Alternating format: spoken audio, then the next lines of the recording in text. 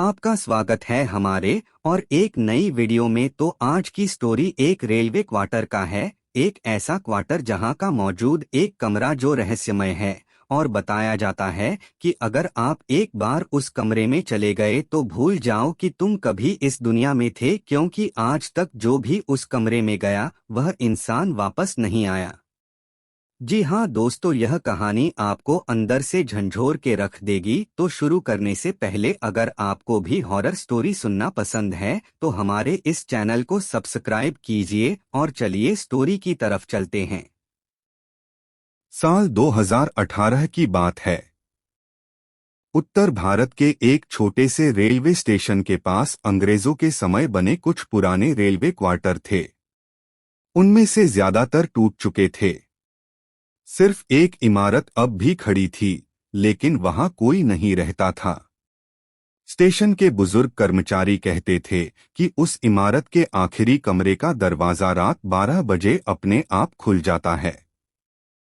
जिसने भी अंदर रात बिताई, उसने अगले दिन नौकरी छोड़ दी या हमेशा के लिए वहां से चला गया।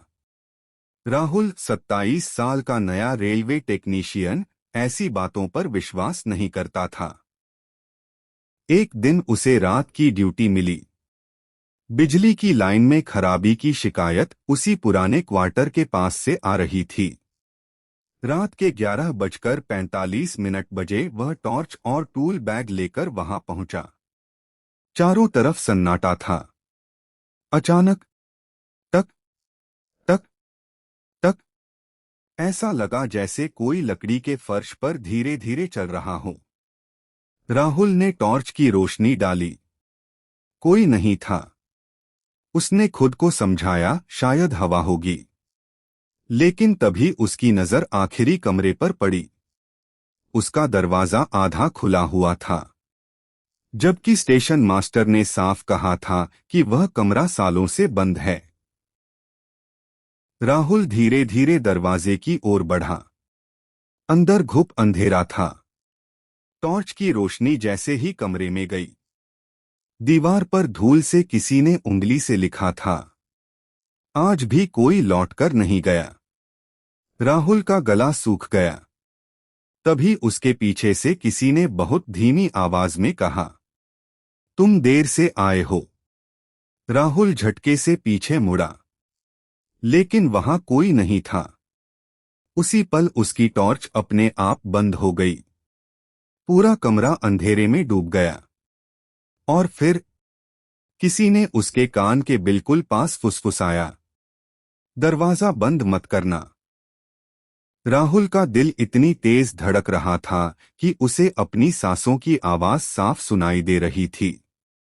उसने कांपते हाथों से टॉर्च को कई बार थपथपाया। टिक। टॉर्च फिर जल उठी। रोशनी फैलते ही कमरा फिर खाली था। अभी अभी तो किसी ने मेरे कान में कहा था। राहुल खुद से बुदबुदाया। उसी समय उसकी नजर फर्श पर गई। धूल में ताजे पैरों के निशान बने हुए थे। लेकिन अजीब बात यह थी कि वे सिर्फ अंदर की ओर जा रहे थे। बाहर आने वाले कोई निशान नहीं थे। राहुल का गला सूख गया। उसने हिम्मत करके उन निशानों का पीछा किया। वे कमरे के एक कोने तक जाकर अचानक गायब हो गए।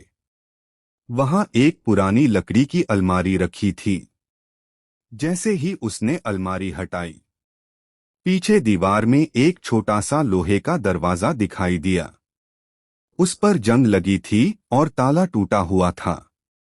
राहुल ने धीरे धीरे उसे खोला।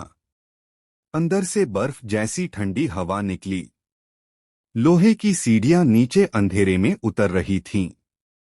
नीचे से किसी के धीरे धीरे गुनगुनाने की आवाज आ रही थी। एक ऐसी धुन जिसे राहुल ने पहले कभी नहीं सुना था। उसने टॉर्च नीचे की ओर की, लेकिन रोशनी कुछ ही सीढ़ियों तक गई। उसके आगे सिर्फ काला अंधेरा था। तभी उसका मोबाइल बज उठा। स्क्रीन पर लिखा था, स्टेशन मास्टर। राहुल ने तुरंत कॉल उठाई। दूसरी तरफ से घबराई हुई आवाज आई, राहुल, जहां हो वहीं रुक जाओ। आखिरी कमरे में मत जाना। राहुल ने कांपती आवाज में कहा। सर, मैं तो अंदर हूं। कुछ पल के लिए फोन पर पूरी खामोशी छा गई। फिर स्टेशन मास्टर ने धीमी आवाज में कहा, अगर नीचे जाने वाली सीढ़ियां दिख गई हैं तो ऊपर मत देखना। क्यों? लेकिन जवाब आने से पहले ही कॉल कट गई। कमरे में फिर सन्नाटा छा गया। राहुल ने धीरे धीरे सिर उठाया और उसकी टॉर्च की रोशनी छत पर पड़ी। वहां छत से उल्टा लटका हुआ एक काला साया उसे बिना पलक झपकाए देख रहा था। उसकी आंखें पूरी सफेद थीं और होठों पर एक अजीब मुस्कान थी।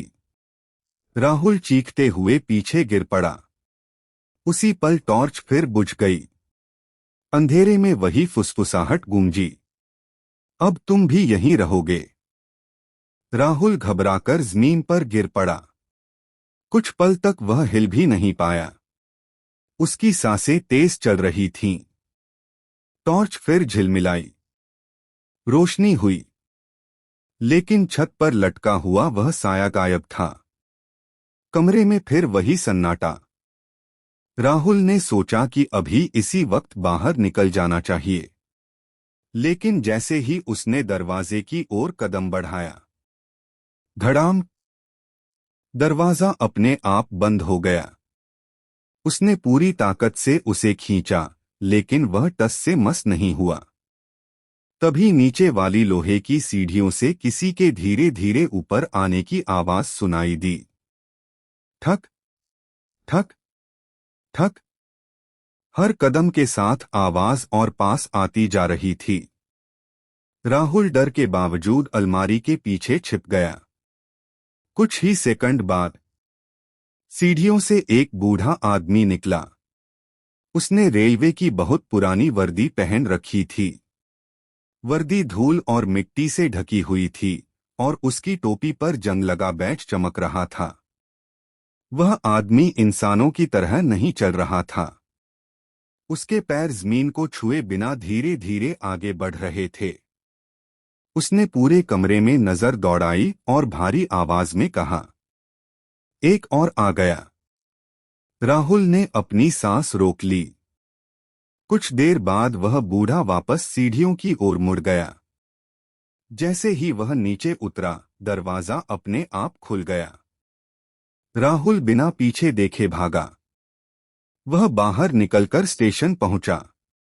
स्टेशन मास्टर ने उसे देखा तो उसका चेहरा सफेद पड़ गया।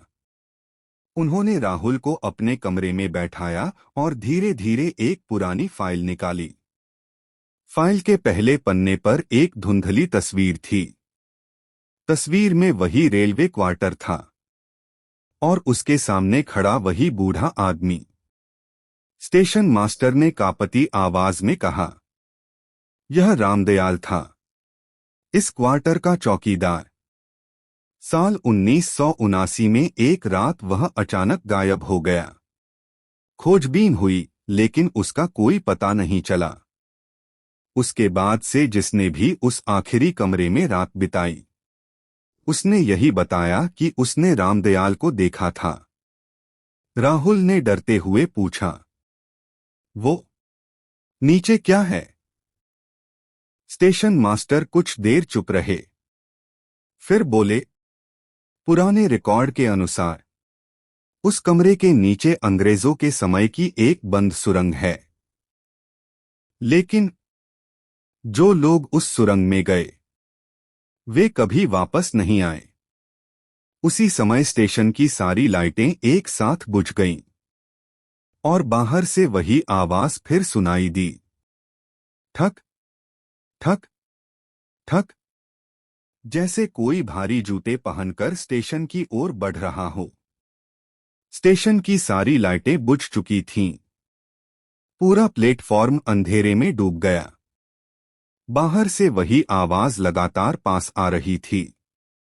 ठक ठक ठक। राहुल और स्टेशन मास्टर खिड़की के पास पहुंचे। दूर पुराने क्वार्टर की दिशा में एक लालटेन जल रही थी, लेकिन उसे पकड़ने वाला कोई दिखाई नहीं दे रहा था। ऐसा लग रहा था जैसे लालटेन खुद हवा में तैर रही हो। कुछ ही क्षण बाद स्टेशन मास्टर ने कांपती आवाज में कहा, वो फिर किसी को बुला रहा है। अगली सुबह रेलवे के वरिष्ठ अधिकारी पहुंचे। राहुल ने पूरी घटना बताई। पहले तो किसी ने उसकी बात पर विश्वास नहीं किया, लेकिन स्टेशन मास्टर ने 40 साल पुराने रिकॉर्ड दिखाए। सभी का आखिरी स्थान, वही आखिरी कमरा। सच्चाई जानने के लिए 4 लोगों की एक टीम बनाई गई। राहुल, स्टेशन मास्टर, एक इंजीनियर और एक पुलिस अधिकारी। रात ठीक 11:55 बजे वे चारों टॉर्च और कैमरा लेकर उस कमरे में पहुंचे। कमरा पहले की तरह शांत था, लेकिन जैसे ही घड़ी में 12 बजे, दरवाजा अपने आप बंद हो गया।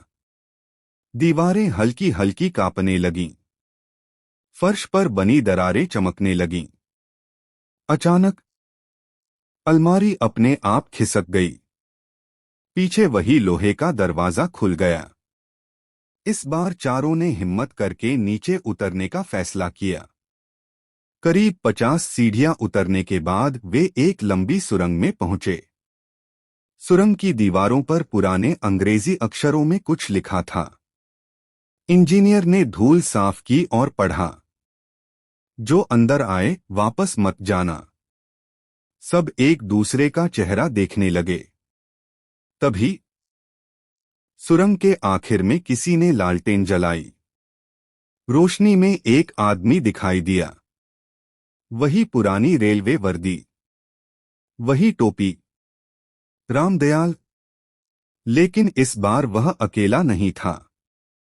उसके पीछे दर्जनों धुंधली आकृतियां खड़ी थीं, जैसे वे सभी वर्षों से वहीं फंसी हों। रामदयाल ने धीरे धीरे अपना हाथ राहुल की ओर बढ़ाया और कहा, अब हमारी गिनती पूरी होगी। अचानक चारों की टॉर्च एक साथ बुझ गई। अंधेरे में दर्जनों लोगों के कदमों की आवाज गूंजने लगी। ठक ठक ठक ठक। और फिर राहुल ने महसूस किया कि किसी बर्फ जैसे ठंडे हाथ ने उसके कंधे को पकड़ लिया। राहुल ने जैसे ही अपने कंधे पर रखा, वह बर्फ जैसा ठंडा हाथ महसूस किया। उसकी चीख निकल गई। उसी पल पुलिस अधिकारी ने जोर से टॉर्च जमीन पर मारी। टॉर्च फिर जल उठी। रोशनी फैलते ही सबने देखा, राहुल के कंधे पर कोई नहीं था, लेकिन सुरंग की दीवारों पर दर्जनों हाथों के निशान उभर आए थे, मानो किसी ने अभी अभी उन्हें छुआ हो। अचानक पूरी सुरंग जोर जोर से कांपने लगी। ऊपर से मिट्टी और छोटे पत्थर गिरने लगे। स्टेशन मास्टर चिल्लाए, भागो, सुरंग गिर रही है।